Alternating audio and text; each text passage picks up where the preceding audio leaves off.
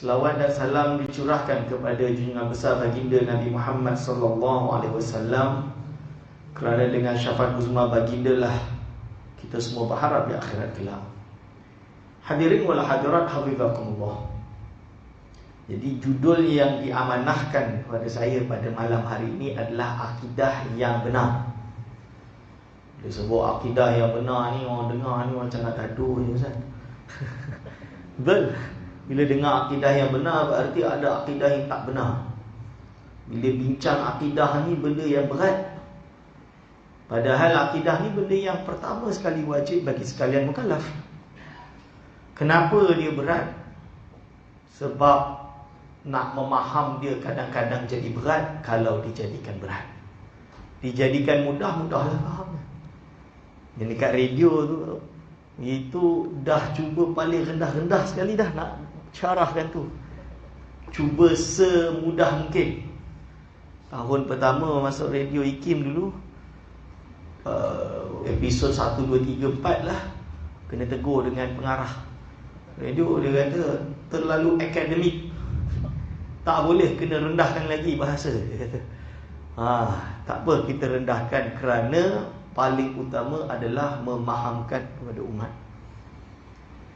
Selawat dan salam ini bila kita curahkan kepada junjungan baginda SAW menunjukkan bahawa tauhid akidah tidak berdiri pada satu sahaja, iaitu la ilaha illallah, juga bahagian daripadanya Muhammadur Rasulullah sallallahu alaihi wasallam. Kerana apa? Akidah ni dia adalah apa yang tambat dalam hati. Tambat dalam hati ni berarti yang kita ikat, kita simpul dalam hati, kita percaya. Itu akidah. Kalau kita bergurau, contohlah tuan-tuan, kita gurau kat kedai kopi kan, sembang punya sembang, terkeluar perkataan-perkataan yang kalau kita ambil serius, kita anggap bolehlah ancam akidah contohnya. Tapi bila sebut tu niat gurau, tak ada niat usul akidah, contoh dia, boleh kita terus tuduh orang yang cakap tu kufur? Kalau orang nak jadikan dia sebagai suatu sebab nak mengkafirkan orang, dia akan cakap ke, oh ni kufur. Pada orang tu maksud lain. Betul ke tidak? Ini yang menunjukkan akidah ni berat. Walhal Nabi Muhammad sallallahu alaihi wasallam bahagian daripada akidah kita, iaitu Muhammadur Rasulullah tadi, sendiri mengajarkan dalam banyak ucapan dia. Contoh, ada orang dia terlalu syauk sangat, terucap kalimat yang seolah-olah diri dia tu Tuhan. Ucapan dia macam tu. Lalu Rasul kata tak apa, dia tak sengaja, dia tak niat macam tu. Janganlah ambil serius sangat. Kerana apa? Kerana bukan yang tertambat di dalam hati. Berarti akidah ini perkara yang berada tertambat di dalam hati. Dia kena simpulan uqdatun, tu yang dipanggil akidah, kerana dia ikatan yang ada di dalam hati. Masalah kita pada hari ini, benda remeh kita jadikan besar, benda fadail kita jadikan akidah. Contoh dia tadilah, saya tak nak ulang perbahasan tu, cuma sependek je. Isu Maulid Nabi kita kan, pada Maulid Nabi ni, isu Nur Muhammad dan lain-lain dianggap bahagian dari akidah. Siapa berpegang dengannya keluar dari Ahli Sunnah Jemaah. Siapa yang tidak berpegang dengannya, dialah Ahli Sunnah Jemaah. Itu tak boleh. Itu benda kecil, benda fadail, yang mana tidak menyebabkan seseorang itu terkeluar daripada Ahli Sunnah. Jadi kita kembali kepada akidah tadi, berarti dia benda yang tambat dalam hati. Tuan-tuan dan puan-puan semua, dalam hati yakin tak Islam ini agama yang benar? Yakin. Kalau tak, tuan-tuan tak datang masjid solat. Betul? Percaya tak Allah itu esa? Percayalah. Kalau tak, tuan-tuan tak baca iyyaka na'budu wa iyyaka nasta'in, tak baca Fatihah. Isi dia tauhid. Dari awal sampai akhir tauhid. Tuan-tuan percaya tak Nabi Muhammad SAW adalah pesuruh Allah? Kalau tak, tuan-tuan tak ikut rukun Islam, rukun iman. Kerana rukun Islam, rukun iman datang daripada Rasulullah SAW. Ini bukti bahawa akidah tuan-tuan dan puan-puan semuanya akidah dah benar dah, secara asasnya. Cuma orang awam tidak wajib untuk mengetahui perkara-perkara yang dakik. Dakik tu apa? Yang mendalam. Tak wajib. Tapi hukum dia fardu kifayah lah. Kenalah ada yang tahu. Kalau satu Malaysia ni tak ada yang tahu, habis dah kita kena serang yang orang liberal, orang etis, orang agama lain. Habis. Kena ada yang tahu. Tapi orang awam tak wajib tahu. Dia cukup tahu yang wajib sahaja. Yang wajib tu yang ada kat Ridikin. Itu yang wajib. Yang umum sahaja. Hadirin wal hadirah hafizakumullah. Tapi kerana kita hidup di zaman media sosial ni, maka fitnah tu dah terbuka dah. Ini nyata. Saya tak boleh tipu dah. Saya berprinsip ilmu tidak didapatkan daripada ni. Tak dapat dari tak. Ilmu tu kena ngaji, duduk menadah. Ni ilmu. Buka kitab ngaji. Itu ilmu bagi saya. Dan memang itu saya dididik dari kecil sampai besar. Itulah ilmu dia. Cuma sejak dua menjak ni, kawan-kawan dari Jabatan Mufti, Ashabis Samah Mufti, banyak kali cakap dengan saya, Dr. Aiman, kita hidup di zaman milenium sekarang. Zaman Facebook, YouTube, TikTok. Ni paling baru lah. Saya nak sebut usah. Nak tak nak, entah kena masuk. Kena buka page Facebook. Sampai sekarang saya tak buka. Betul? Saya tak buka. Tak berani. Bukan tak berani, isteri saya tak bagi. Ni kan khabar. Dia tak bagi. Tapi inti dia kata dah zaman ni. Sebab takut orang salah faham. Kita tahu apa yang doktor cakap tu, ada hujah, ada sumber yang diterangkan dalam mesyuarat Jawatan Kuasa Fatwa, yang diterangkan dalam Muzakarah MKI dan lain-lain. Kita tahu. Dan dah dibahaskan dan kita faham. Hujah dia ada, bukan tak ada. Akan tetapi mesej tu tak sampai sebab mereka tak faham bahasa Arab. Mereka tak baca jurnal. Baca jurnal universiti ni kalau 15 muka surat, 2 muka surat dah tutup lah. Tapi memang saya tulis kat jurnal lah. Atas alatan itu kena masuk dalam YouTube dan lain-lain. Walaupun saya berat hati, ada yang saya buat, ada yang saya tak buat. Tapi kerana fitnah tu dah terbukti terbuka, nak kabarkan dia, jadi kita kena terangkan kepada masyarakat semudah mungkin akidah yang benar. Itu tujuan dia pada malam hari ini. Mukadimah dah berapa minit? Aduh. Maaflah. Okey, hadirin wal hadirat afiqakumullah. Ada yang bising, kenapa kita asyik gaduh saja ustaz?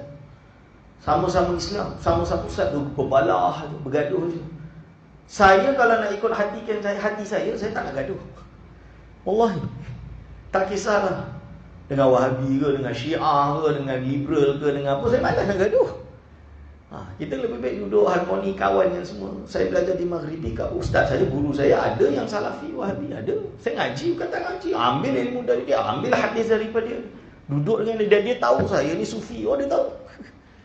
Dan tak ada masalah, dia hormat saya. Sebab bila disuruh saya baca kitab Arab, antara semua saya pandai baca kitab Arab tu je lah. Retilah, bukanlah pandai, reti sikit-sikit lah. Lepaslah ujian dia. Jadi dia tak ada masalah. Tapi bila balik Malaysia ni terbalik. Depan boleh salam, boleh peluk, pisah je, gaduh. Betul. Ini sebenarnya dah fitrah yang Allah takdirkan. Maksudnya Allah dah jadikan macam tu. Kita tak boleh nak lawan. Saya berusaha untuk berubah, nak rubahkan konsep, tak boleh. 4 tahun saya balik Malaysia, saya nampak tak boleh. Akhirnya saya aku, ini takdir Allah SWT. Kerana apa? Sabda Nabi SAW, sataftariku ummati ila salasa wa sab'ina firqatan, kulluhum finnari ila wahidah, manhum ya Rasulullah? Qala ma ana alaihi wa ashabi. Itu hadis dia. Hadis Nabi SAW. Umatku akan berpecah belah 73 golongan. Kita hari ni kata, kenapa umat Islam ni berpecah belah? Sedih tu tengok umat Islam ni belah. Kita sedih boleh, tapi kita jangan mengkufuri takdir Allah SWT. Baginda SAW dah bersabda, ada 73 golongan terpecah dalam Islam. Macam-macam ulama tafsirkan. Dulu ulama tafsirkan satu Syiah, satu Mu'tazilah, satu Jabariyah, satu Qadariyah, satu macam tu. Sekarang ni dibesarkan lagi. Dulu Syiah Isna Asyar, Syiah Rawafid, Syiah macam-macam jenis Syiah. Sekarang Syiah tu baru satu. 73 kan banyak. Semakin lama semakin gelombok-gelombok tu dikumpul-kumpulkan. Liberal Mu'tazilah jadi satu sekarang. Sebab apa? Nak mentafsir siapa 72 golongan selain satu tadi. Ini tak ada masalah, itu ijtihad. Kita tak kata melanggar hadis Nabi SAW, tapi kita kena iktiraf baginda SAW dah tahu dan dah khabar kat kita akan berpecah 73 golongan. Kulluhum finnari, semuanya berada dalam kesesatan, bukan kafir. Finnari, di dalam api neraka, bukan berarti kita nak kata dia kafir. Sebab orang mukmin yang buat maksiat pun masuk neraka. Kan? Masuk neraka. Jadi kita nak khabarkan 72 golongan ini akan sesat. Ini yang ulama syarahkan. Finnari berarti sesat. Nasib dia diserahkan kepada Allah SWT. Illa wahidah, kecuali satu. Siapakah satu itu? Ditanya oleh para sahabat. Manhum ya Rasulullah? Siapakah dia baginda SAW? Jawab baginda SAW, ma ana alaihi wa ashabi. Apa yang aku berpegang dengannya dan dipegang oleh para sahabat-sahabat. Kalau orang yang cetek akal dia tu kata, itu dah kata dah, kita ni ikut Nabi lah. Yang kau ikut lama apa?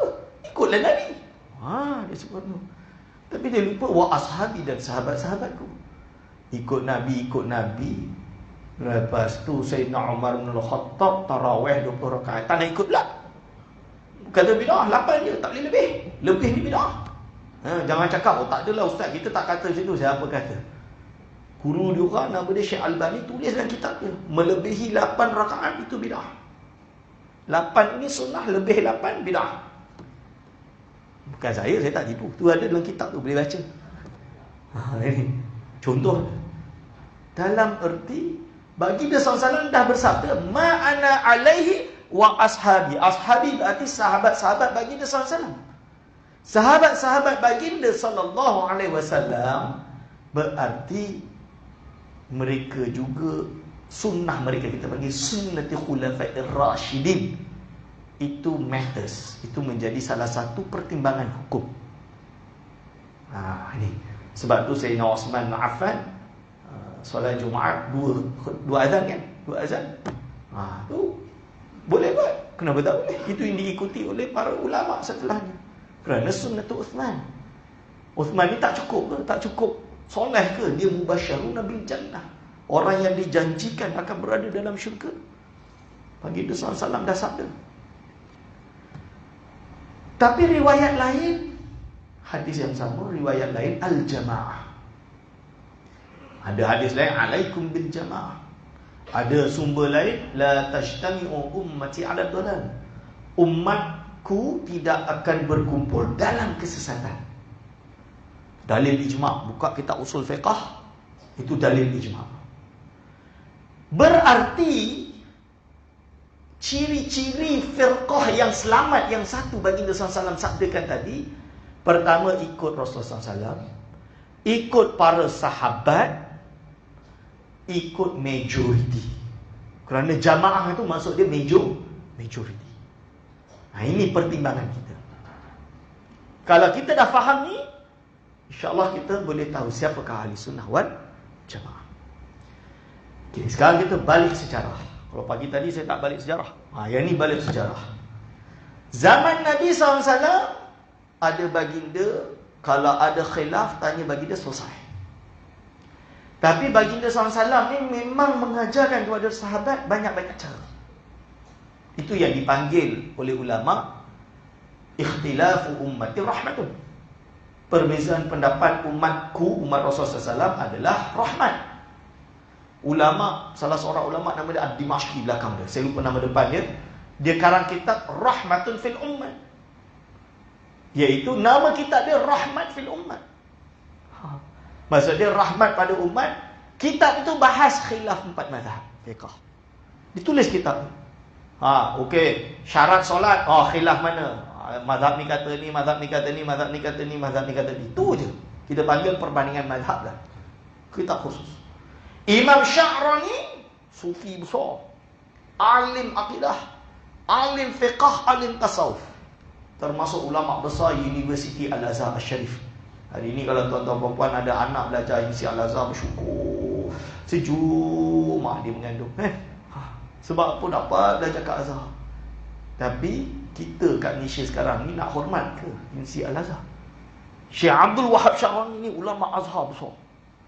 Boleh orang tak kenal, tak pernah baca kitab Abdul Wahab Sya'rani, atau baca sikit tuduh Abdul Wahab Sya'rani ni lebih teruk daripada ulama-ulama yang lain. Keluar kata-kata macam tu, memburuk-burukkan Syekh Abdul Wahab Sya'rani. Syekh Abdul Wahab Sya'rani dia karang kitab fiqh, nama dia Al-Mizan Al-Kubra. 2 jilid tebal ni. Kami ngaji kat pondok dulu. Dalam tu dia bahas khilaf ulama dari A sampai Z urusan fiqh. Tebal. Imam Abdul Wahab Asy-Sya'rani membahas khilaf ini terjadi kerana apa? Kerana baginda Nabi Muhammad sallallahu alaihi wasallam memang dalam mengajar ni ada yang khilaf kepada para sahabat. Buka kitab hadis Mishkatul Masabih, kan? Kadang wuduk cara macam ni, kadang cara macam ni, kadang macam ni. Okey, contoh lain, qiraat, baca Quran. Ada sahabat dengar wadduha wal laili idza saja. Tak ada masalah lah, dulu Ustaz Iman boleh jadi imam. Sekali dengar sahabat B wadduha wal laili idza saja. Orang bagai serai pun dah pandai imam apa ni, bawa Syiah dekat sini buat apa? Nak khabar kan, itu qiraat Warsh. Yang kau membaca tu qiraat Hafaz. Qiraat. Boleh Rasul, kenapa tak satu je? Mungkin yang terakhir lah yang betul Ustaz. Bukan, memang qiraat itu diajarkan berbeza-beza. Baginda SAW ajarkan kepada sahabat berbeza. 7 qiraat ni mutawatir dan diterima. Ni dibahas dan diterima. So apa masalah dia? Tak payah gaduh lah, ni qiraat je. Ada Qalun, ada macam-macam. Warsh an Qalun ada, An-Nafi' ada.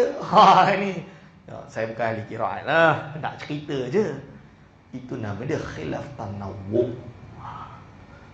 Tapi bolehlah dalam qiraat, dalam fiqh yang saya sebut tadilah 4 mazhab. Tapi adalah khilaf yang bukan tanawwu tapi tadaddud. Tadaddud ni bercanggah yang tak boleh diterima. Contoh dia, kita tahu zaman Rasul pernah ada nikah mut'ah, lepas tu dilarang, lepas tu dibolehkan balik, lepas tu dihalang, larang sampai bila-bila. Nikah mut'ah. Tiba-tiba ada orang ambil pendapat Syiah lah. Dia bolehkan nikah mut'ah. Yang ulama mazhab 4 ijma' kata tak boleh. Sebab sejarah dia jelas. Lepas tu dah dinasahkan, dimansuhkan dan diharamkan. Mansuh tu berarti dipadamkan hukum itu. Tiba-tiba nak teruskan pada hari ini. Ini namanya langgar ijma'. Ini bukan khilaf yang tanawwu yang diterima. Tanawwu ni bermacam-macam yang boleh kita terima. Tak, ini khilaf yang tadaddud, yang bercanggah, yang ditolak secara ijma' ulama. Sesatlah dalam bab fiqh. Cuma perbezaan akidah ni yang paling ketara. Setelah baginda SAW wafat, datang para sahabat. Sayyidina Abu Bakar makin muskil. Ada orang ngaku Nabi, katuk dia. Senang.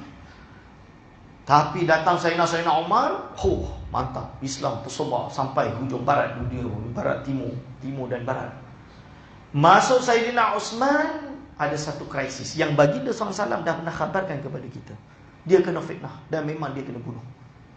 Tapi bila dia dibunuh, kira macam inilah, tengah demonstrasi, mati. Siapa pembunuh dia? Tak tahu. Semua tak ngaku. Mana nak ngaku? Demonstrasi banyak-banyak tu. Okey, Sayyidina Ali diangkat menjadi khalifah. Tolong adili. Nak adil yang mana? Yang kalau ini dia kata dia tak bunuh, nak kata ni dia tak bunuh. Ni demonstrasi, saya demonstrasi je. Semua tak ngaku dia bunuh. Akhirnya Sayyidina Ali pun pening kepala. So Sayyidina Ali tak adili awal. Yang paling penting sekarang merapatkan barisan ahli sunnah wal jamaah. Merapatkan barisan para sahabat dan para tabi'in, umat Islam. Itu kepentingan Sayyidina Ali. Ada yang tak puas hati, tak boleh. Ini hak keluarga yang dibunuh, iaitu siapa? Muawiyah, Sayyidina Muawiyah radhiyallahu anhu. Sampai Sayyidatuna Aisyah pun tak terima. Perang Jamal. Perang. Lepas tu perang.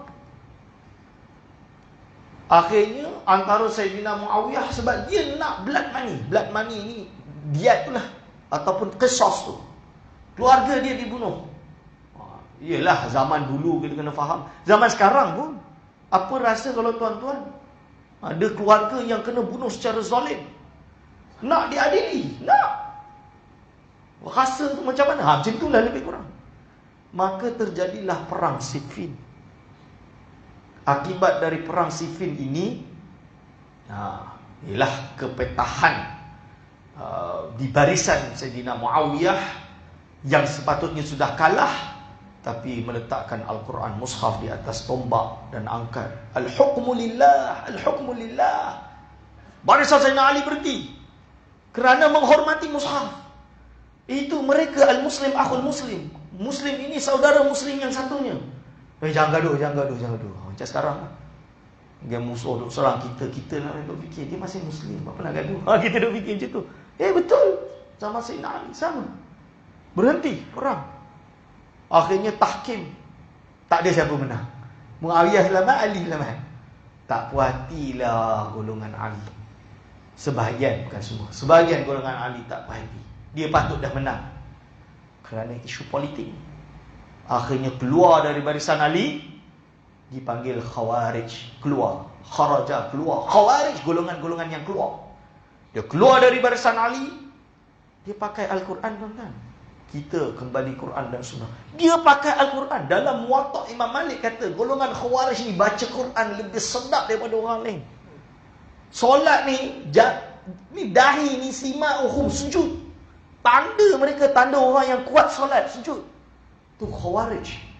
Dia pakai Al-Quran. Wa man lam yahkum bima anzalallah faulaika humul kafirun. Barang siapa yang tidak berhukum dengan hukum Allah, mereka orang-orang kafir. Sayyidina Ali terima abritasa, tahkim. Dia tidak berhukum dengan hukum Allah. Dia khalifah yang benar. Dia patutnya katuk habis hijrah Muawiyah.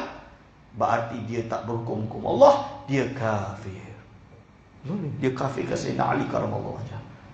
Lalu dia kata, dalam Quran kata, wa qatilul musyrikina kafatan, dan kalian semua bunuhlah orang musyrik secara keseluruhannya.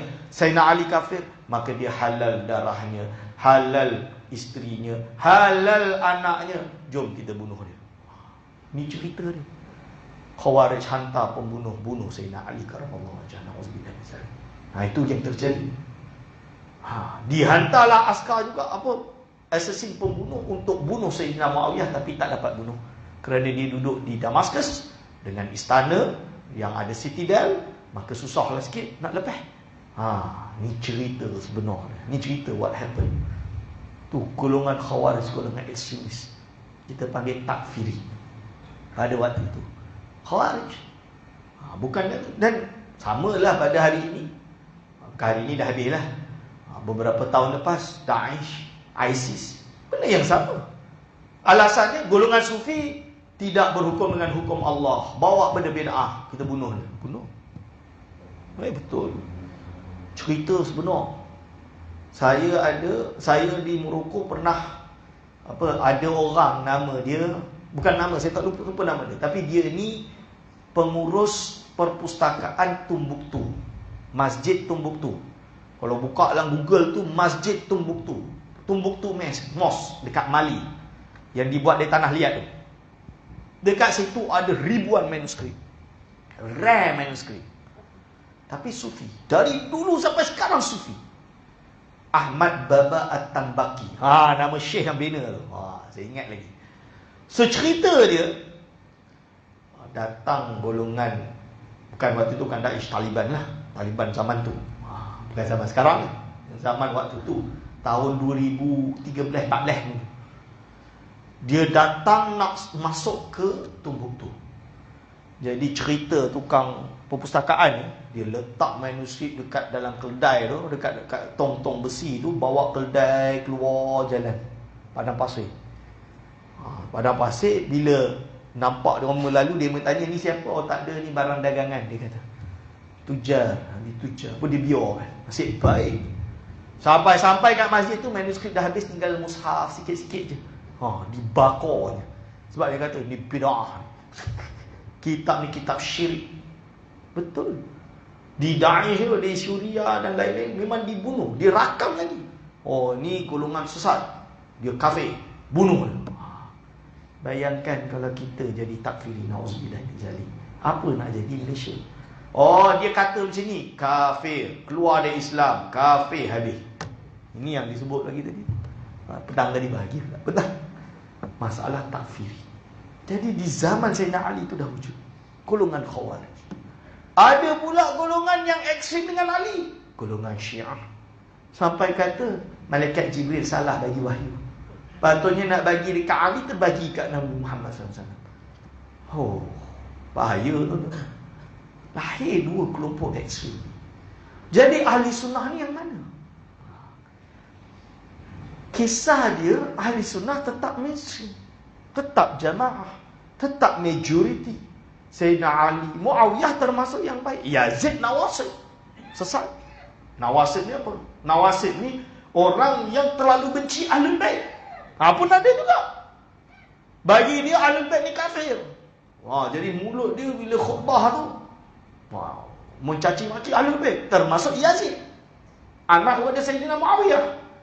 Dan Yazid jelas, Imam Ibn Hajar cerita, dia pergi perang Sayyidina Husain kan, Karbala tu, bunuh Sayyidina Husain. Yazid ni kerja dia minum khamar, zina dan lain-lain. Disebut dalam kitab Imam Ibn Hajar, nama dia Raddul Firradi ala Zandaqah, nama kitab dia. Boleh rujuk dalam kitab tersebut. Tapi Imam Ibn Hajar dia kata Muawiyah sahabat radhiyallahu anhu. Jangan kafirkan dia, jangan fasikkan dia.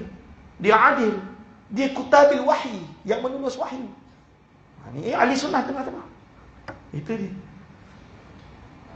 Tapi jail ba'da jail sampai Sayyidina Umar Umar bin Abdul Aziz, Khalifah Umar bin Aziz, dirubah Umayyad tersebut menjadi ahli sunnah. Maksudnya tidak nawasib lagi, tidak mencaci maki ahli bait, merukunkan kembali. Dan kita tahu beberapa kemuliaan dan karamah yang berlaku pada Sayyidina Umar bin Abdul Aziz, diriwayatkan oleh Imam Ibn Hajar Al-Asqalani, muhaddis terkenal dalam Fathul Bari. Lalu masuk di zaman tabi'in. Imam Syafi'i lahir 150 Hijriah. Abu Hanifah meninggal 150 Hijriah. Imam Asy-Syafi'i mengaji dengan Imam Malik. Dia ada anak murid bernama Ahmad bin Hanbal. Nak cerita tentang Ahmad bin Hanbal. Di zaman dia, di Abbasiyah dipimpin oleh daripada Harun Ar-Rasyid. Turun, keluarlah khalifah yang ikut Mu'tazilah. Bila dia ikut Mu'tazilah, berarti dia wajibkan orang lain, ulama lain ikut Mu'tazilah. Ulama tak nak.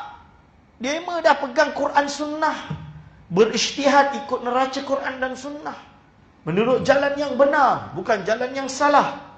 Pada waktu itu, seawal itu. Tapi tak boleh. Dipaksa juga.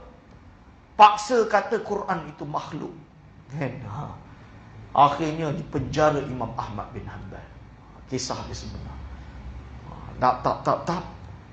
Akhirnya Mu'tazilah menjadi mazhab yang rasmi di Abbasiyah. Tapi ulama yang ahli sunnah banyak yang lari. Imam Syafi'i awal-awal dah pindah ke Mesir, sebab dia tahu fitnah tu akan datang. Dia lari awal-awal lah. Ahmad bin Hanbal tak lari sebab dia lawan. Ini contoh. Menariknya, daripada keluarga Mu'tazilah lahir seorang tokoh bernama Abul Hasan Al-Asy'ari. Dia ini keturunan Abu Musa Al-Asy'ari, yang baginda SAW dah sabda dah, keturunan Abu Musa Al-Asy'ari ni ada yang jadi orang hebat ni. So Abul Hasan Al-Ash'ari, apa dia kata? Dia asal dia Mu'tazilah, tapi dia berfikir dengan cara insaf dan adil. Ulama, bukan orang awam, ulama. Dalam hal ini dia bertanya dan berdebat dengan tok guru dia Al-Jubai. Nasib budak yang lahir, budak yang mati, ini macam mana? Pergi mana? Ada yang kata tengah-tengah, al-manzilah baina manzilatain. Ada yang kata dia masuk neraka, ada yang kata dia masuk syurga, dan macam-macam. Jadi perdebatan dengan Mu'tazilah tersebut menyebabkan Mu'tazilah kalah hujah. Bila dah kalah hujah, yang menang Abul Hasan Ash'ari, maka dia ni berfikir, macam mana dengan akidah yang aku pegang selama ni? Salah. Dia bertafakkur, istikharah, dan Allah SWT anugerahkan dia, iaitu jalan yang benar. Dia keluar daripada Mu'tazilah, mengarang kitab menjawab Mu'tazilah. Itu cerita dia. Jadi dia hanya ada dua fasa, dari Mu'tazilah menjadi ahli sunnah wal jamaah. Tak betul kalau orang kata dia dari Mu'tazilah menjadi mutakallimin lalu menjadi ahli sunnah. Itu tak betul. Yang betul dua. Sebab apa? Diriwayatkan oleh Imam Ibn Furaq, dia itu Mu'tazilah, summa hadahullah. Allah SWT memberi dia hidayah ala sawa'is sabil, kepada jalan yang lurus. Tu cerita dia. Abul Hasan Al-Ash'ari. Azan dulu? Oh tak? Okey. Okey. Kalau kat Gombak dia suruh azan dulu. Okey. Hadirin wal hadirat hafizakumullah. Jadi setelah itu Abul Hasan Al-Ash'ari ada anak murid yang banyak. Dekat sinilah dia mengasaskan madhab Ahlussunnah wal Jamaah. Bukan berarti dari tiada lalu ada. Tidak. Dia meneruskan apa yang dipegang oleh majoriti umat Islam pada waktu itu. Dipegang pada apa? Akidah Imam Ahmad bin Hanbal. Berpegang pada akidah Imam Syafi'i, Imam Abu Hanifah, Imam Malik. Itu yang dipegang oleh Al-Imam Abul Hasan Al-Ash'ari. Tapi pada waktu itu nama Ahli Sunnah wal Jamaah itu tidak terkenal. Sebab dia adalah golongan yang tanpa nama. Dia automatic by default. Majority by default. So dia mula mengasaskan prinsip-prinsip Ahli Sunnah wal Jamaah. Banyaklah. Boleh buka dalam kitab Al-Lumah. Ustaz, kitab Ibanah macam mana? Ada yang pertikai kitab Ibanah. Saya kata, kita tak kata Ibanah tu dusta. Cuma naskah yang mana? Ibanah ni, kalau manuskrip dia adalah lebih kurang 20 manuskrip kat dunia ni. Semua satu dengan yang satu, semua beza. Bukan sikit beza, banyak beza. So yang mana satu ni yang Al-Ibanah ni? Ni mana satu? Tapi ada satu Ibanah yang kita yakin tu benar, yang diriwayatkan oleh Al-Imam Ibn Asakir dalam kitab Tabyin Kadzib Al-Muftari. Kalau kita rujuk yang itu, tak ada masalah. Kita baca itu tafwid, tak ada masalah. Apa masalah dia? Tak ada unsur masalah sama sekali. Tabyin Kadzib Muftari yang terbaik cetakan dah cetak dekat Damaskus Darut Taqwa, ditahqiq oleh Syekh Adnan Syarfawi. Syekh Adnan Syarfawi ni yang mentahqiq Ihya Ulumuddin 10 jilid. Wah, cetakan terbaik. Dengan tahrijnya, dia memang alim. Bagi saya dia wahwa alim. Khalas. Hadirin wal hadirat hafizakumullah. Salah satu asas akidah yang benar di sisi Abul Hasan Al-Ash'ari, wasiat dia terakhir sebelum dia meninggal dunia. Jadi Abul Hasan Ash'ari sebelum dia meninggal dunia, dia panggil murid-murid dia. Dia panggil murid dia semua kumpul kat dia. Apa dia pesan? Dia pesan, Ishhad alayya, saksikan atas nama aku, anni la ukaffiru ahadan min ahli al-qiblah. Sesungguhnya aku tidak mengkafirkan seorang pun daripada ahli al-qiblat. Yang ada sekarang ni semua beza ibarat sahaja. Dia kata macam tu. Maksud dia apa? Pesan Abul Hasan Ash'ari, kita ahli sunnah ni jangan ekstrim sangat sampai nak kafirkan orang. Itu maksud dia. Menolak takfir. Ini disebut dalam kitab Tabyin Kadzib Muftari. Hari ini boleh ada orang pertikai. Betul ke mana sanad kalam tu? Bukalah kitab Tabyin Kadzib. Ditubut sanad dia. Boleh tak terima. Ada yang tukar otak. Itu maksudnya kita jangan kafirkan orang yang buat dosa besar. Bagi yang petang tadi saya syarahkan. Bukan itu sahaja. Termasuk berbeza aliran dengan kita dalam bab akidah. Selagi tidak melanggar usul akidah yang pasti. Tuhan Esa. Selagi dia tak langgar tu. Nabi Muhammad, Nabi kita. Dia tak langgar tu. Berarti dia jangan dikafirkan. Selagi dia solat masih menghadap kiblat. Itu jangan dikafirkan. Tapi hari ini orang tergamak nak kafir. Pergi ziarah maqam para awliya, para nabi, Nabi Muhammad SAW angkat tangan. Oh, syirik tu Syekh. Kenapa syirik? Minta ke orang mati. Kita angkat tangan doa, ya Allah, ampunilah dia, ampunilah aku, berikanlah aku petunjuk. Aku bertawasul kepadamu melalui lantaran baginda SAW, dengan hak dan derajat baginda, jah, pangkat baginda SAW. Itu syirik ke? Itu tak minta ke mayat tu, kita minta ke Allah. Oh tapi Ustaz, ini sekarang ni dia panggil, ya Rasulullah. Ya Rasulullah, mana boleh seru Rasul? Seru Rasul berdoa ni, dia sebenarnya macam ni. Bahasa dia bahasa Arab ni. Tuan-tuan pergi kat makam Nabi SAW. Ya Rasulullah, saya susah. Tolong doa, tolonglah saya. Tolong doakan saya lah masa dia. Sebab kita tahu bukannya Rasul yang bagi. Allah yang bagi. Ke akhirat nanti syafaat pun, syafaat Nabi Muhammad SAW, hakikatnya daripada siapa? Allah SWT. Betul ke tidak?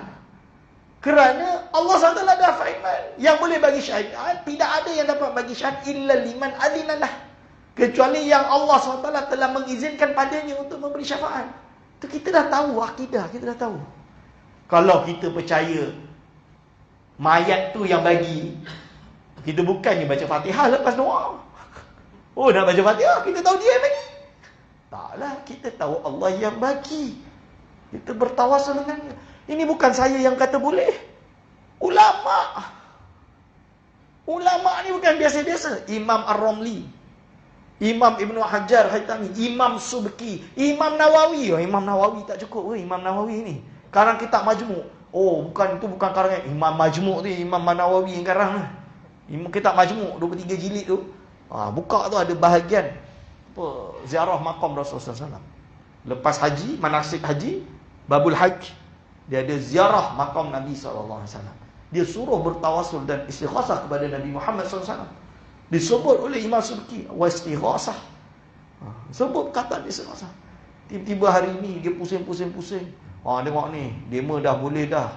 Doa kat pokok, tawasul dengan pokok. Mana dia? Bahasa orang pergi ziarah kubur, dituduh menyembah kubur. Itu bahaya. Sembah tu ni. Sembah tu apa? Orang pergi berhala. Ni sembah. Ni bukan macam tu. Ni pergi ziarah tabarruk. Imam Ghazali sebut dalam Ihya Ulumuddin, ziaratul kubur. Kalau ziarah kubur orang biasa, itu untuk muhasabah diri. Mengenal, tahu kita nak meninggal. Kita niat baik untuk dia. Doakan dia. Tapi ziarah para anbiya, para awliya, litabarruki, untuk bertabarruk. Kerana para sahabat buat. Athar Sayyidina Umar jelas. Malikud Dar pergi ke makam Rasulullah SAW, minta kepada Rasul turunkan hujan. Untuk minta kepada Allah turunkan hujan. Dia mimpi, dia bangun, disampaikan kepada Sayyidina Umar. Sayyidina Umar tak ingkar. Bahkan Sayyidina Umar doa, ya Allah, jangan kau siksa aku pada apa yang tidak aku miliki tapi kau miliki. Kalau itu syirik, Umar dah kata, ya Malikud Dar, fa'al tasyirkan. Kau dah buat syirik, Malikud Dar. Tak, Rasul tak kata. Sayyidina Umar tak kata macam tu. Berarti boleh kan? Dengan parameter dia lah. Kita yakin hakikatnya Allah yang menjadikan. Hadirin wal hadirat hafizakumullah. Itu pun orang hari ini nak kafir. Tak boleh. Ahli sunnah tidak mengkafir. Ada yang kata dia Asy'ariyah, ikut Abul Hasan Asy'ari. Tapi beza dengan dia, kafir. Itu pun ada juga. Itu lagi hati-hati. Dia katalah, kerana Imam Nawawi sebut babur riddah. Sebutlah macam tu, tapi salah tafsir tu. Ini gang Wahabi ni mujassimah dikafir. Tak boleh. Saya lawan Wahabi. Semua orang tahu, satu dunia tahu. Saya tegas. Tapi kafirkan dia kata tak. Tak boleh kafirkan dia. Dia bukan kafir. Itu panggil ahli bidah, ahli bidah lah. Kafir kan tak boleh. Dia ahli kiblat, ya. Kenapa? Dia tak jisim, Ustaz. Tak jisim ada dua. Imam Ibn Hajar sebut. Ibn Hajar Al-Haytami disebut. Tajsim ada dua. Tajsim sorah, tajsim ghairus sorah. Tajsim sorah kalau dia kata Allah ada tangan macam tangan manusia. Itu kafir. Tajsim sorah. Wahabi kata macam tu. Tak. Dia kata Allah ada tangan, tapi tak tahu tangan macam mana. Kan? Jadi kalau orang kata macam tu dipanggil tajsim yang tidak sorah. Berarti dia tidak boleh dikafirkan. Ini disyarahkan, bukan saya yang syarahkan, Imam Izzuddin bin Abdussalam. Tersalah dalam takwil tidak menyebabkan seorang itu keluar daripada Islam. Tiba-tiba datang kan ngaku Asy'ariyah, dipanggil golongan Ahbash. Oh, kafir tu beza je, tokoh kafir. Ini betul. Dia nak biar kat Malaysia ni Ahbash ni bebas. Kalau negara Arab pergilah Morocco, Ahbash ditolak. Pergi kat Mesir, Syekh ada salah seorang ulama Azhar baru datang minggu lepas, hari Isnin. Datang ke departmen saya.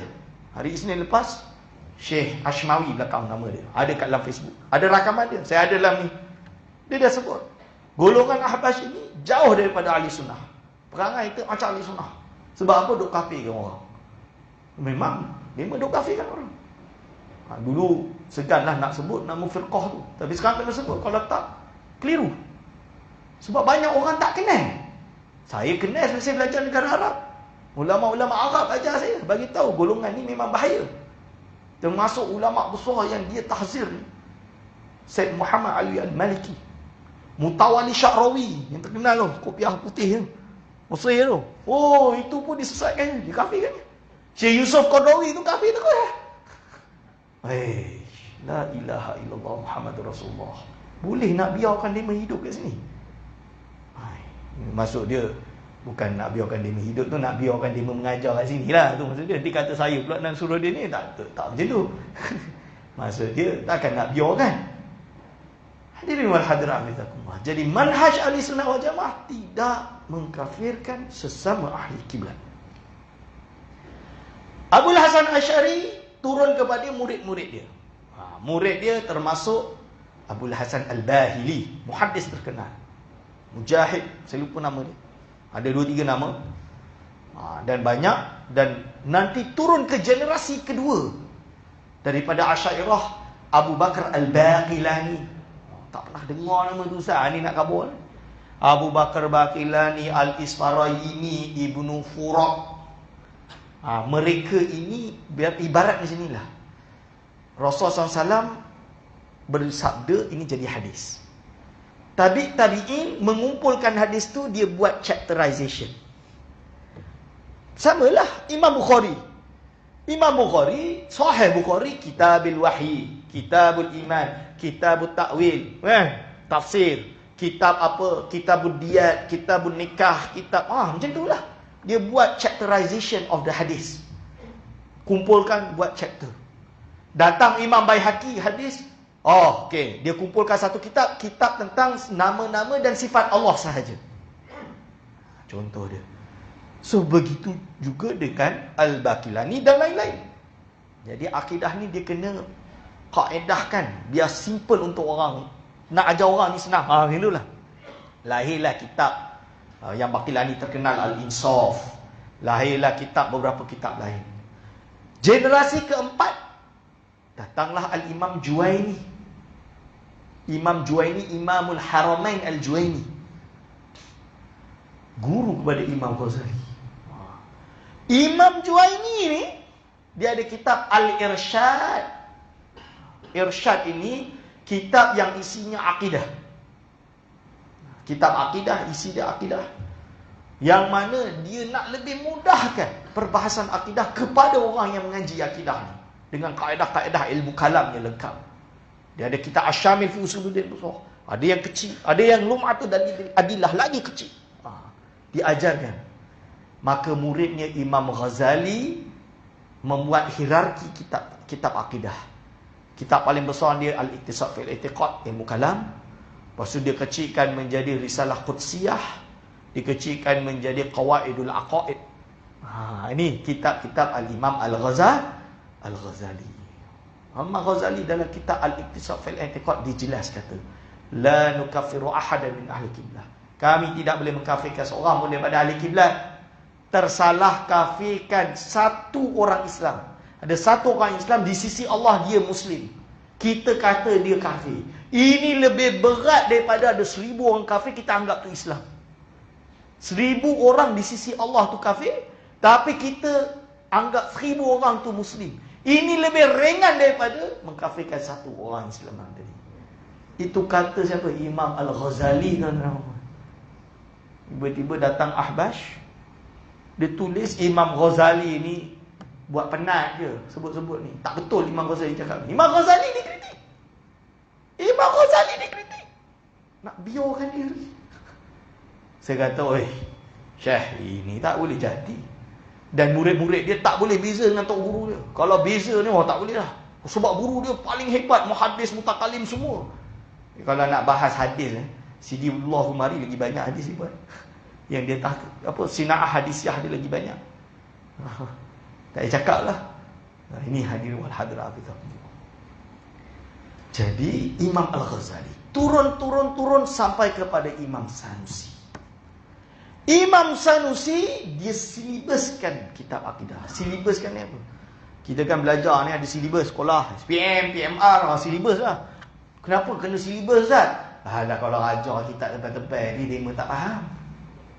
Betul lah. Susah kan nak faham. Sebab Fakhruddin Ar-Razi sebelum tu dia karang kitab akidah 6 jilid, tuan-tuan. Siapa nak ajar 6 jilid? Kitab akidah 6 jilid. Al-Mawaqif 4 jilid tebal. Tebal-tebal susah.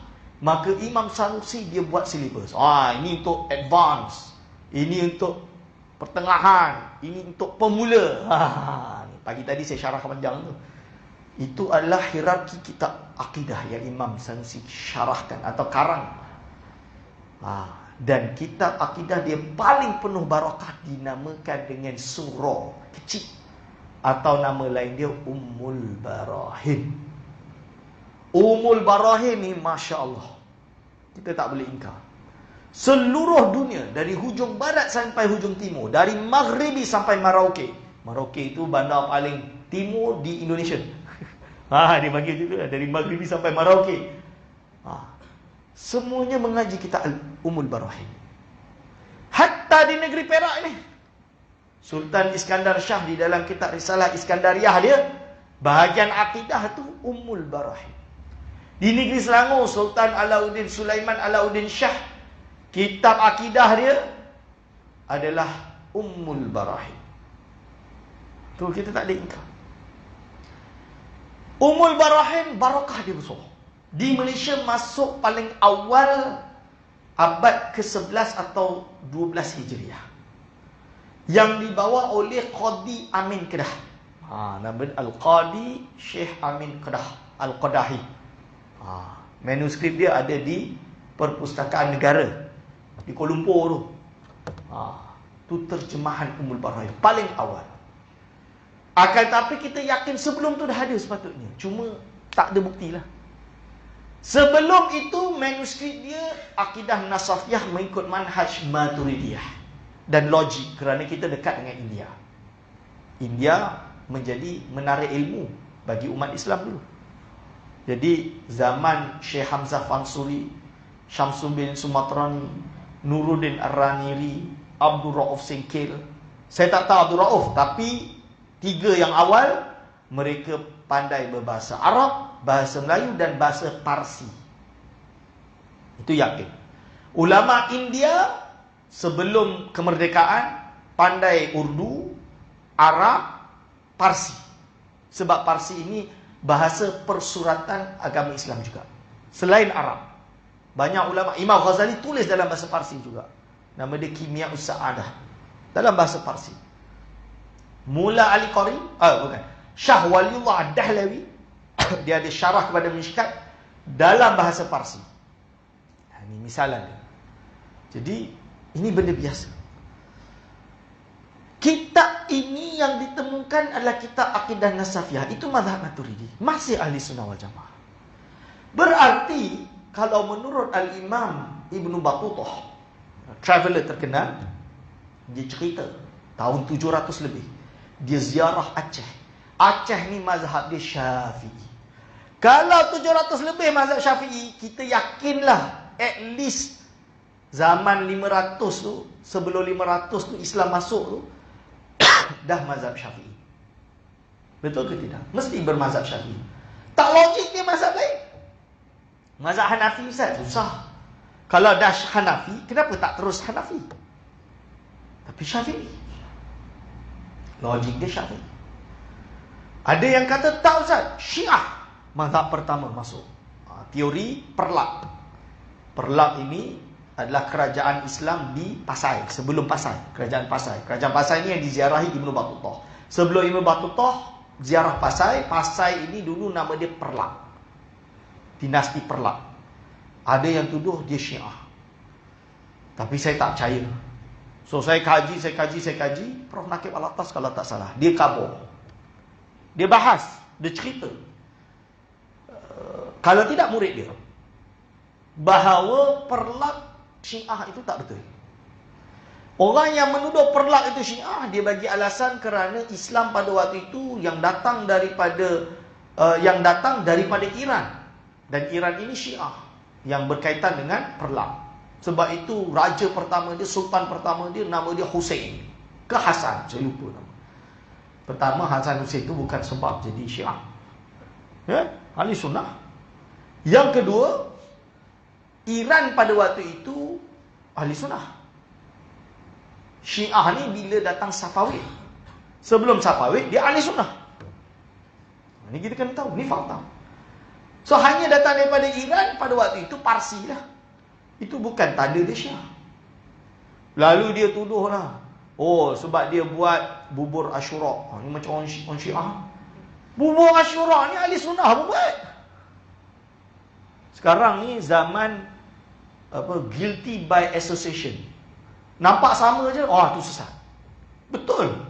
Saya pergi baru-baru ni, ini Syiah, kenapa? Ni macam Syiah lah. Kenapa itu macam Syiah tu jadi Syiah? Tak, Syiah akidah macam ni. Itu kan akidah tu.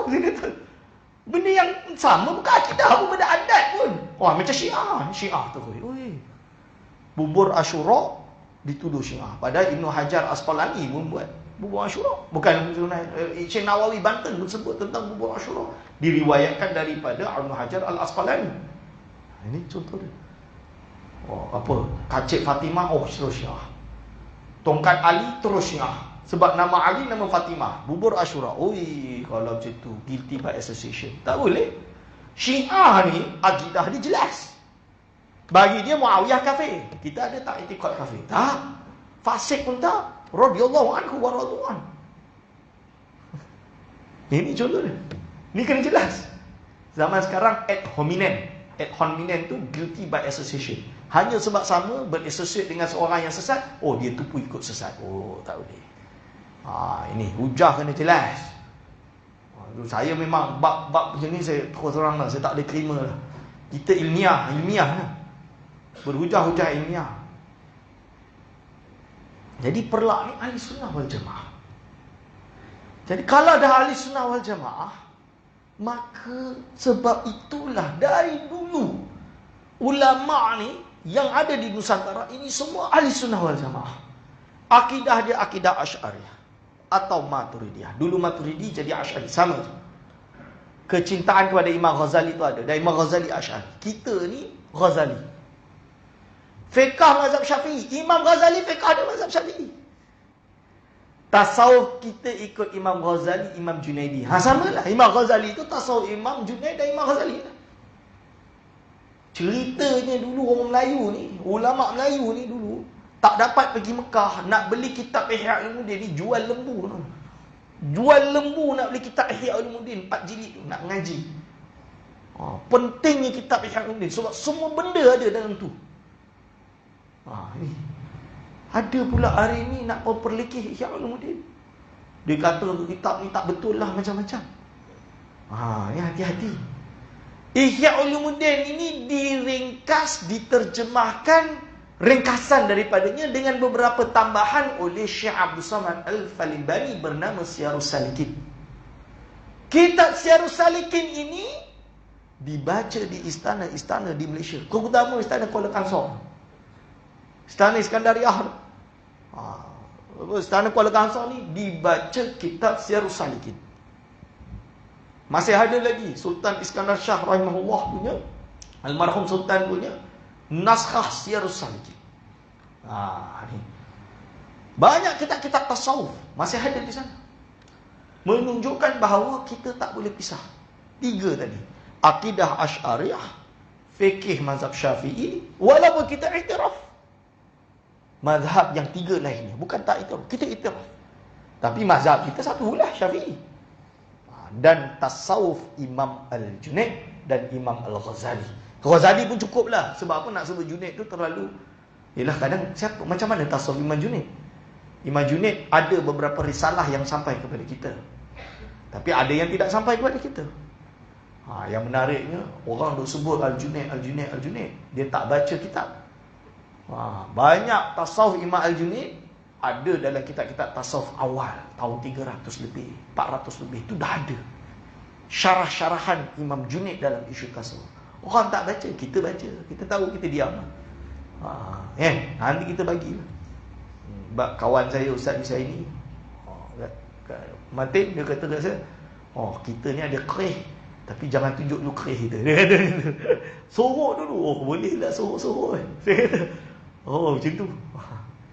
Inti dia, tuan-tuan dan puan, hadirin wal hadirat hafizakumullah. Bila kita berbicara tentang akidah yang benar, inilah akidah majoriti umat Islam, al-jamaah tadi.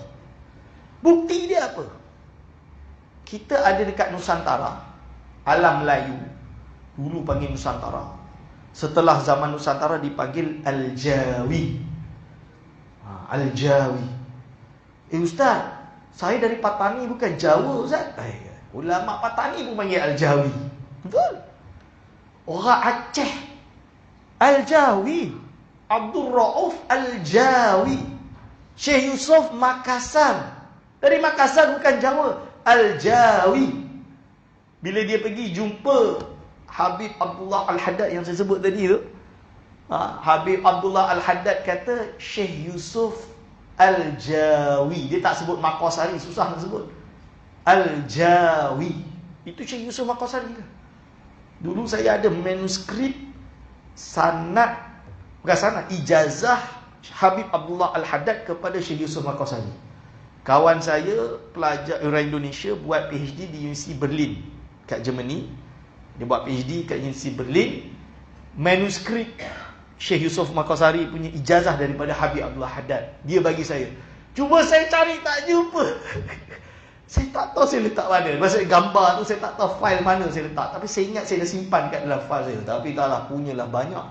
So nak cari tu penat jugalah. Tapi kalau dapat jumpa tu, menarik lah. Kalau tak, saya kena contact dia. Hari tu balik Indonesia, saya lupa nak cari nombor dia. Dia sekarang pensyarah kat Universiti Indonesia, UI. Bidang sains, sosiologi ke apa lah. Tapi dia budak pondok. Budak pondok, ngaji, rajin, belajar bahasa Inggeris, buat degree dekat Australia, pergi Turki, PhD kat Berlin. Tu cerita dia. Pandai budak tu. Sekarang dah hebat dah. Hadirin wal hadirat hafizakumullah. Jadi Al-Jawi, kalau kita lihat dari mula hujung sampai paling barat, semuanya sama. Akidah Asy'ariyah, fikih Syafi'i, tasawuf Imam Ghazali. Kita pergi ke India. Bila masuk India, selatan macam kita, sama, Syafi'i. Utara, Hanafi. Semua tu mazhab Hanafi. Mazhab Hanafi, akidah Maturidiyah. Tak boleh diingkar. Itu akidah mereka. Tasawuf dia macam-macam. Ada tasawuf tarekat Qadiriyah, ada tasawuf tarekat Syadhiliyah, ada tasawuf tarekat Naqsyabandiyah. Syekh Ahmad Faruq As-Sirhindi dia Naqsyabandi. Ustaz, tarekat ni boleh ke Ustaz? Tok Kupalo tu tarekat Naqsyabandi, Syekh. Syekh Wan Ismail Man Sulaiman Kedah. Syekh Wan Sulaiman Kedah ni dulu, dia tarekat Naqsyabandi yang menyelesaikan isu tuduhan wahdatul wujud dia dekat Masjid Zahirah. Contoh dia.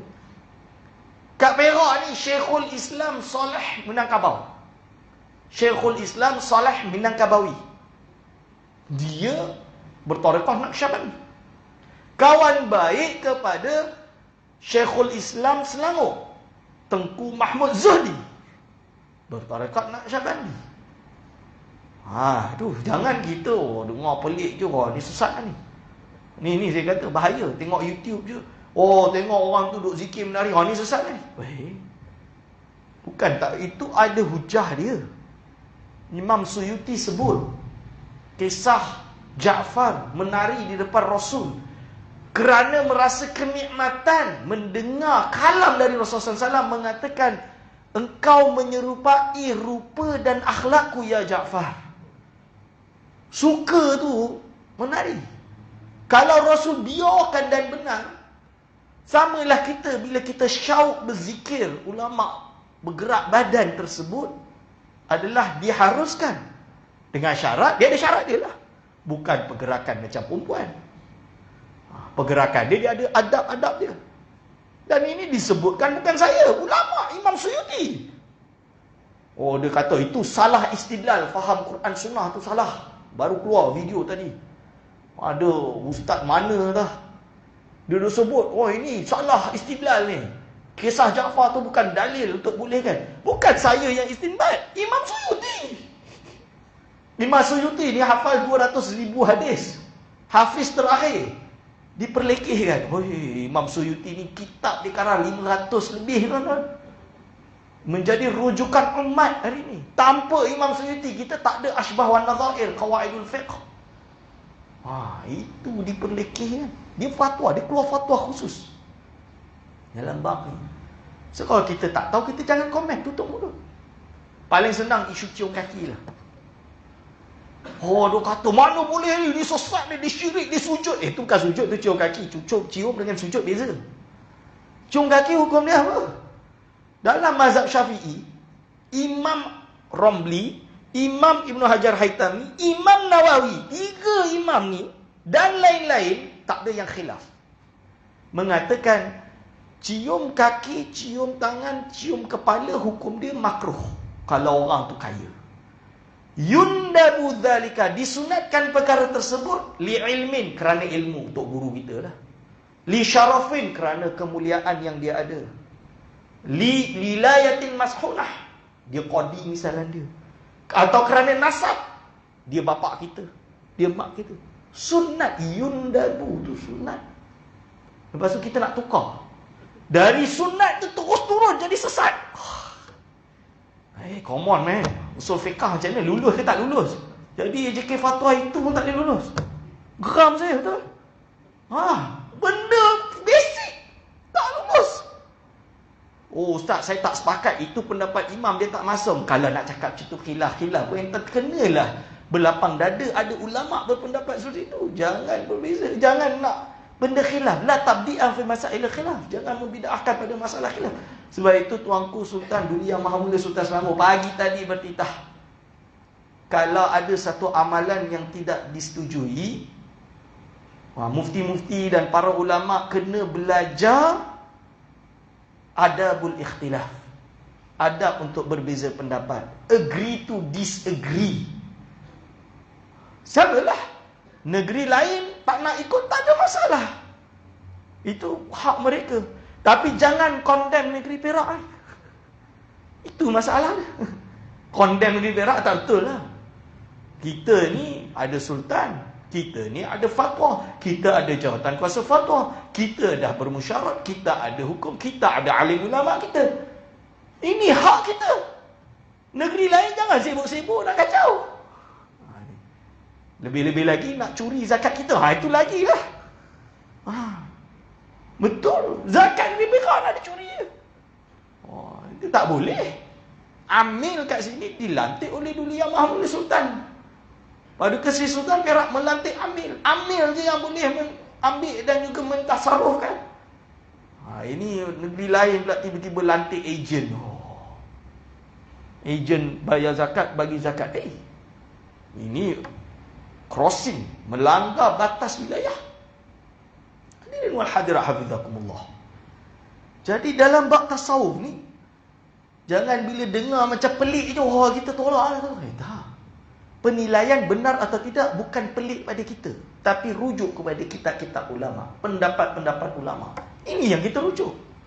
Bukan sembrono. Ulama Al-Azhar di karang kitab. Dia orang tak cakap lah, ulama Azhar ni dia yang tendang adik. Nak kaburkan. Kita bawa kitab, buka kitab. Oh, kami tak terima kitab tu. Tak boleh buat apa lah. Nak baca ibarat pun tak boleh. Oh, tak nak. Wallahualam. Hadirin wal hadirat hafizahullah. Ini asas. Yang lebih sedih sekali tu. Baru semalam, pagi-pagi baru tadi keluar juga video. Kita dekat Perak ni, saya tak tahulah Perak yang mana, tapi kalau dekat Batu Gajah kat Ipoh, terutama Said ni dia selalu baca Ratib Haddad. Saya ada satu Said Jamalulail Perak ni, dia bagi satu risalah ke apa, bacaan Ratib Al-Atas, Ratib Al-Haddad. Jangan mudah-mudah nak memperliki habaib ni, Said, kerana mereka Ahlul Bait. Satu, mereka dah ada nasab. Kalau mereka ulama soleh, mereka berilmu, mereka Masya Allah. Habib Abdullah Al-Haddad dikenal sebagai Qutbul Irsyad, wali kutub bahagian irsyad, mengajarkan kepada umat. Berapa banyak orang yang tak beriman, baca buku dia, hati tersentuh menjadi iman. Itu Habib Abdullah Al-Haddad, meninggal 1100 lebih, zaman Syekh Yusuf Maqasani. Dia menyusun zikir, nama dia Ratib Al-Haddad. Kena faham, bukan zikir tu dia buat-buat sendiri, tak. Zikir tu kalau buka Ratib Al-Haddad, itu semuanya datang daripada hadis Nabi SAW, maksurat. Cuma orang tak sebut zaman tu maksurat. Ratib tu susunan lah. Rattaba yurattibu tartiban. Nak susah, tak tahu bahasa Arab pun dia orang ni. Betul, bahasa Arab tak boleh. Ratib tu susunan Imam Al-Haddad. Tu dia panggil Ratibul Haddad. Jadi maksud dia, hadis Nabi SAW disusun zikir-zikir maksurat tersebut yang datang daripada Nabi. Ini namakan Ratib Al-Haddad. Al-Habib Al-Atas, ulama besar juga, menyusun zikir-zikir daripada Rasulullah SAW, daripada ayat Al-Quran, menjadi Ratib Al-Atas. Kenapa tak namakan maksurat? Zaman tu tak adalah idea nak namakan maksurat. Tu je lah. Apa masalah dia? Fala musyahata bil asami ba'da fahmil ma'ani. Kalau tak baca apa isi Ratib Haddad, jangan duk caci maki. Ini duk memperlikih. Oh, kita duk Ratib Al-Atas, Ratib Al-Bawah. Oh, kurang ajar. Betul, kurang ajar. Ratib Al-Atas tu nama dia Al-Atas, Ain, Ta, Alif, Sin. Minal habaib, minal syurafa. Alim, kabir. Boleh kita perlikih dia. Na'udzubillah min zalim. Ulama perlikih, kita tak. Saya hatta Ibn Taymiyah saya berbeza. Saya hormat dia, saya sebut Syekh Ibn Taymiyah. Hatta saya berani sebut Syekhul Islam. Ada guru saya kata tak boleh Haiman, Ibn Taymiyah ni sesat, panggil Syekh dah cukup lah. Saya kata tak. Menghormati kealiman dia. Yalah, dia mungkin sesat, tapi kita kata dia alim, Syekhul Islam. Saya hormat dia. Kerana ada pendapat dia yang saya pakai. Ada pendapat dia saya tolak. Banyak pendapat akidah dia saya tolak.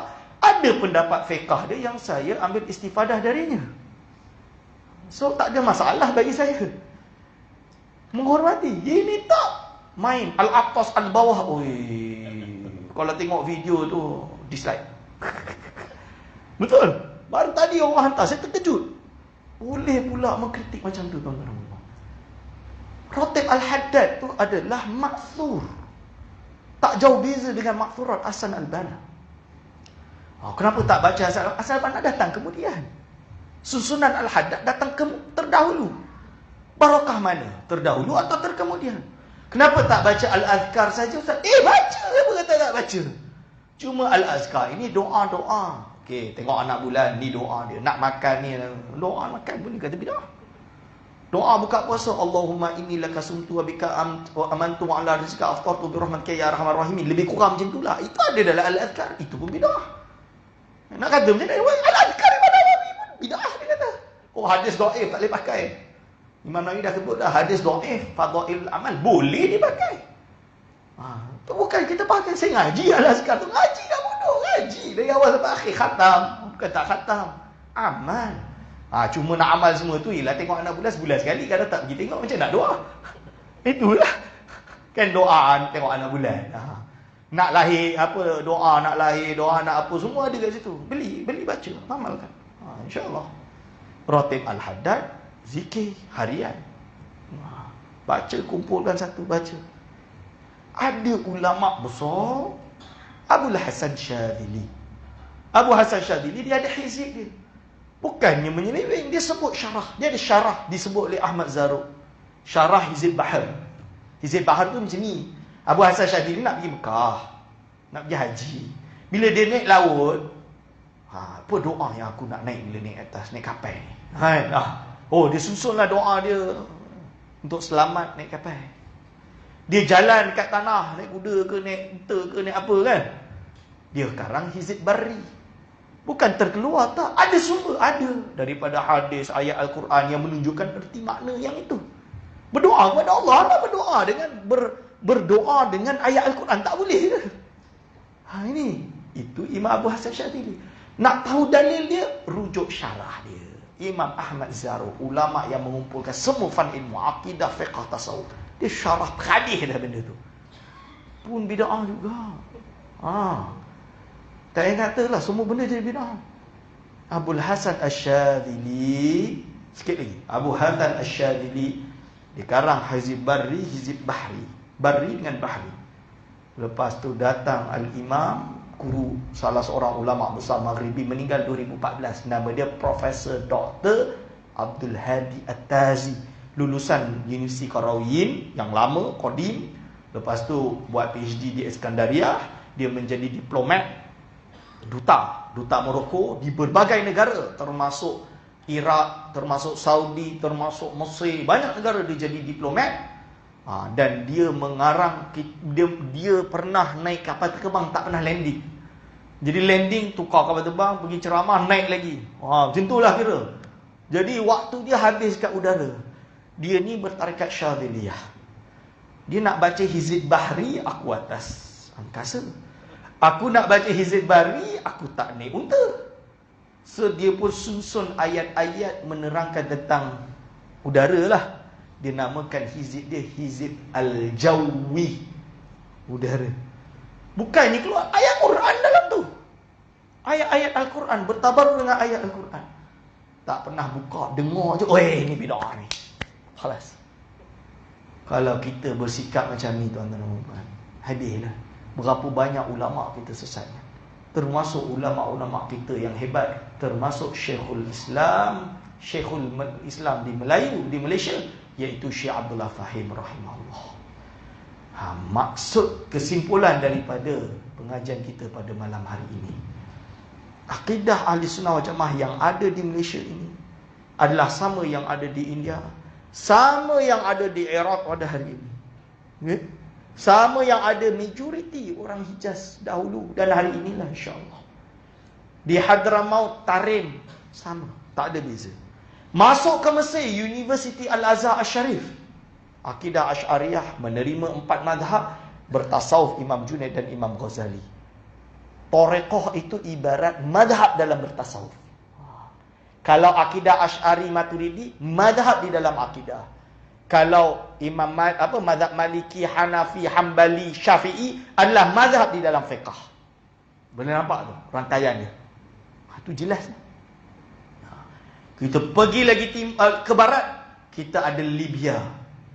Dia bermazhab dengan Asy'ariyah, Maliki dan menerima tasawuf. Cuma hari ini tengah gaduh lah. Saya tak tahu sekarang, tapi hari itu sebelum saya balik tu masih gaduh lagi lah. Masuk lagi ke barat, Algeria juga sama, majoriti ahli sunnah. Masuk ke Maghribi, akidah Asy'ariyah, fikih Maliki, tasawuf Imam Junaid Al-Baghdadi. Turun ke selatan, sama dengan Maghribi. Seluruh dunia majoriti ahli sunnah wal jamaah. Iran, Syiah, kalau buka statistik, less than 3%. Buka dalam 500 most influential Muslim in the world. Ada free je tu, buka PDF dia. Dijelaskan status yang ada di Iran. Kita pergi ke Saudi Arabia pada hari ini, itu pun Banyak ulama di Ahsab masih mazhab Syafi'i. Banyak Syekh Said Ahmad Alawi Al-Maliki masih berpegang dengan akidah Ahli Sunnah wal Jamaah, Asy'ariyah, Maturidiyah dan lain-lain. Dan itulah insya-Allah kita berharap kita semua istiqamah, terutama di negeri Perak ini, dengan akidah Ahli Sunnah wal Jamaah. Dan untuk saya iktifakkan pengajian saya ini, segala salah silap saya mohon maaf sebesar-besarnya. Aku lu qauli hadza, astaghfirullah li wa lakum. Wassalamualaikum warahmatullahi wabarakatuh.